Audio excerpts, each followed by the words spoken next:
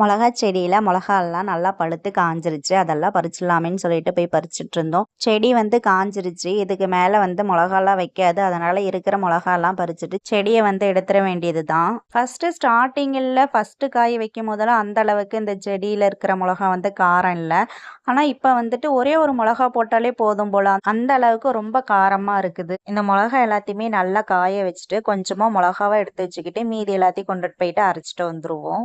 இந்த மிளகாய் செடியை வந்து நாங்கள் செவ்வந்தி பூச்செடி வைக்கும்போது இடையில ஒரு 10 செடியாச்சும் வச்சா பரவாயில்லன்னு சொல்லிட்டு வச்சோம். அப்படி வச்ச செடி தான் இது. செவ்வந்தி பூல இருந்து இந்த டைம் எங்களுக்கு ஒழுங்கா பூலாம் எதுவும் வரல. ஆனா இந்த மிளகாய் செடி வந்து நல்லா வந்திருக்குது. பேசாம செவ்வந்தி பூச்செடி வச்சதுக்கு பதிலா இந்த மிளகாய் செடி வச்சிருந்தா மிளகாய் செடியாச்சும் நல்லா வந்திருக்கும் போலன்னு சொல்லிட்டு இந்த மிளகாயை பறிக்கும் போதெல்லாம் நாங்கள் சொல்லிக்கிட்டே இருந்தோம்.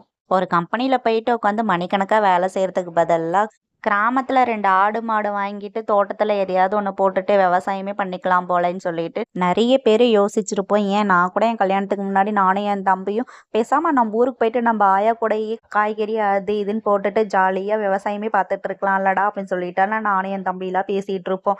ஆனா எனக்கு மேரேஜ் ஆனதுக்கு அப்புறம் தான் தெரியுது ஒரு செடியை வளர வைக்கிறதுக்கு எவ்வளோ வேலை இருக்குது, அதுல எவ்வளோ கஷ்டப்பட வேண்டியது இருக்குதுன்னுட்டு. இப்ப கூட நான் நிறைய பேர் இப்படி சொல்லி கேள்விப்பட்டிருக்கேன். அவனுக்கு என்னப்பா சொந்தமா காடு இருக்குது, ஆடு மாடெல்லாம் வச்சிருக்கான், இப்ப கூட காட்டுல பூதான் போட்டிருக்கான், பூவெல்லாம் இப்ப என்ன விலை போகுது தெரியுமா, எப்படியே இந்த ஒரு மாசத்துல நல்ல காசு பாத்துருவாங்க அப்படின்னு சொல்லுவாங்க.